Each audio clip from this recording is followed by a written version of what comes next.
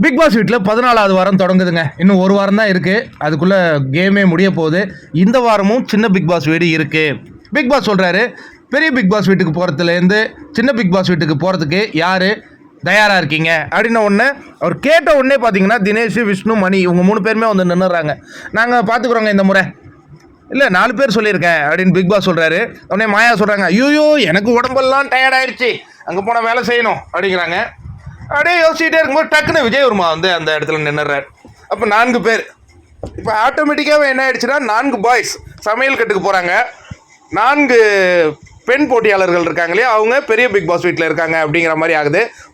Big pass சொல்கிறாரு, இப்போ boys versus girls, எந்த வீடு ஃபன்னாக இருக்க போகுதுன்னு நான் பார்ப்பேன், ஃபன் அண்ட் என்டர்டைன்மெண்ட்டாக இருக்க போகுதுன்னு பார்ப்பேன். இவங்க உற்சாகமாக அடைகிறாங்க.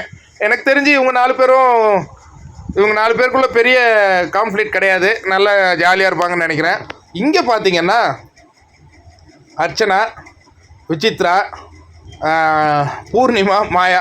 பூர்ணிமா, மாயா உங்களுக்கு வழக்கம் போல் சொல்ல தேவையில்லை, அவங்க ஒரே பெட்டில் தூங்கிட்டு இருப்பாங்க. அதுக்கு அடுத்ததாக பார்த்தீங்கன்னா விசித்ராவுக்கும் அர்ச்சனாவுக்கும் ஒரு பிரச்சனை என்னென்னா, இது அர்ச்சனாவுக்கு தெரியாது. விசித்ராவுக்கு வந்து காலையில் அவங்க பூர்ணிமா சொன்னதுலேருந்து ஒரு மாதிரி கோவத்தில் இருக்காங்க. அதெல்லாம் வெளில வருமா என்னன்னு நமக்கு கொஞ்சம் திக்குன்னு இருக்குது. பட் இருந்தாலும் அவங்க அம்மா ஸ்தானத்தில் இருக்காங்க, எல்லாரையும் நல்லபடியாக பார்த்துப்பாங்கன்னே நம்ம நம்புவோம். நீங்கள் என்னங்க நினைக்கிறீங்க? சின்ன பிக் பாஸ், பெரிய பிக் பாஸ்?